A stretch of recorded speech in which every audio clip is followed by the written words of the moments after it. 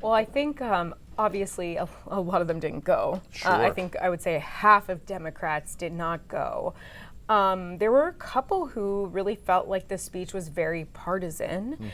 Who thought that this was not, great for Israel-U.S. relations, specifically like Chris Murphy, a senator who's on the Senate Foreign Relations Committee.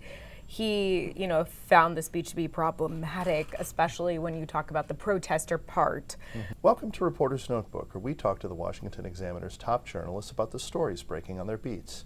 I'm Jim Antle, and I'm joined today by Congressional reporter Samantha-Jo Roth. SJ, we've had big changes in pretty much the whole world since we last talked, but now that there's a shift at the top of the Democratic ticket this year, you've talked to some delegates to the Democratic National Convention. How are they feeling about it? I think when the news broke on Sunday, you were hearing just like immediate relief. A lot of these delegates had already been expressing some concerns about Biden. There were a couple that I spoke with who had been, on the outside, praising Biden, but then as soon as, the news changed, they started to open up a little and they were like, okay, yeah, I was having my doubts. So I think, there is this burst of enthusiasm that we're seeing, and it's not just among these young Gen Z voters, like we're seeing all over social media. Brat Summer. Yeah. That is not just, we're also hearing it from older delegates as well. Senior citizen summer? Exactly. Yeah. I mean, I was talking with one delegate who, she actually retired recently. She's 71, and she was saying, Biden deserves to have his retirement. It's time. Right. So even, some of the older voters are excited about a new generation of Democrats. So I think you can, across the board, a lot of them are relieved. But I will say a lot of them are also very aware that this is not going to be a blowout now that Kamala Harris is at the top of the ticket, or officially, eventually will be. I think a lot of them realize this is an uphill battle, that the polling is really close. And so I think the gravity of the situation is definitely on their minds, for sure. So you were on Capitol Hill for Israeli Prime Minister Benjamin Netanyahu's speech to a joint session of Congress. Obviously, a lot of lawmakers had varying opinions of that. There was a lot of attention there. What did lawmakers tell you? Well, I think obviously a lot of them didn't go. Sure. I think I would say half of Democrats did not go. There were a couple who really felt like the speech was very partisan. Who thought that this was not, great for Israel-U.S. relations, specifically like Chris Murphy, a senator who's on the Senate Foreign Relations Committee. He, found the speech to be problematic, especially when you talk about the protester part.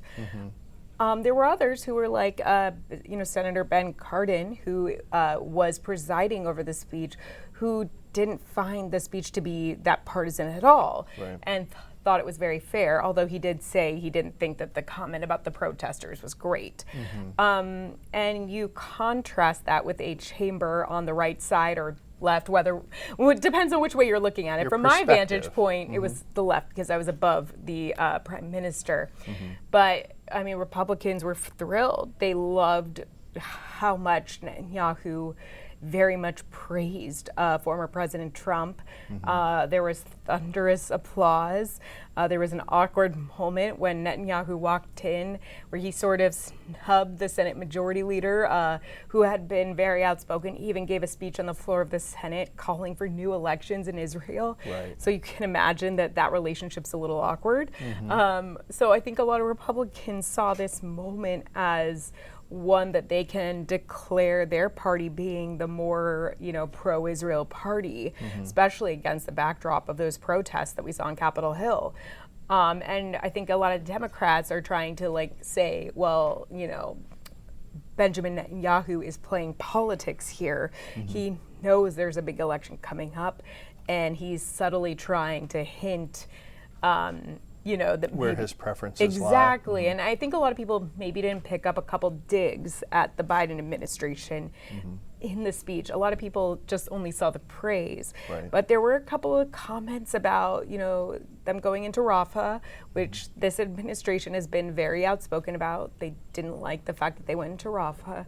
And they also said something about Netanyahu said something about expediting the weapons. Right. And that is a dig back to when Biden paused the weapons briefly because of the reaction in Rafah. So there were some digs at the current administration. But on the other hand, John Fetterman wore a suit. He did, but the House chamber rules do have different rules. They actually do have to wear a suit and tie, which is a little different from the Senate. So I don't know if we can say if he really did dress up or he's just following the rules. So what was the climate with all the protests like? It was really intense. Luckily, I was not out there, but I mean, we could see at Union Station, there was graffiti everywhere. We saw some protesters who had taken down the American flags and flown up Palestinian flags in their place. They were burning flags. A lot of people said that some of the protests were peaceful, but I think, obviously a lot of us are just looking at the really violent part, which was in front of Union Station. Right. So that got to be a little ugly, and we actually saw that a bunch of House Republicans later in the evening went back to replace, sort of hoist up the American flag. Exactly. Yeah. So that was an interesting. And today we are hearing, from a lot of Democratic leaders that are calling out that behavior. We haven't heard a very strong one from Senator Chuck Schumer. He made a couple of comments, but we did see Hakeem Jeffries came out very forcefully, as well as Kamala Harris too. Right, and that's the one that people were really waiting for. Exactly, and that was a pretty forceful statement. But yeah, I mean, we definitely saw some very ugly protests in terms of some of these protesters praising Hamas, some anti-Semitic things, so just not what you want to see. No, definitely not. Thank you, SJ. Thank you.